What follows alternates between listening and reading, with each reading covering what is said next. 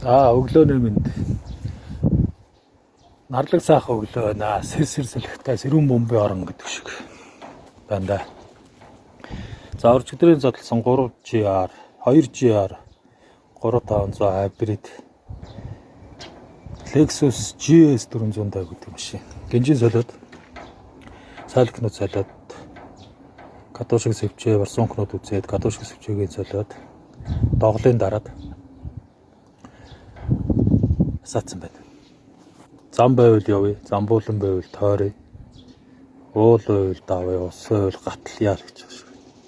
Догол дарагцаа. Барсуункны догол байсан байлаа.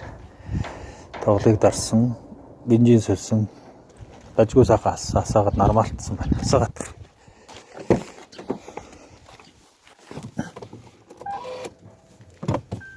Наа хибрид юм болохоор бацхно.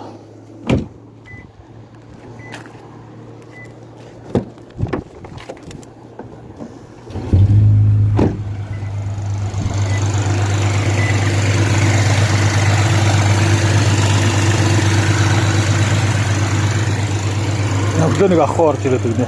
Би бол энийг задлчих юм бол машингүй болох юм байна. Эргээд угсарч чадахгүй юм байна.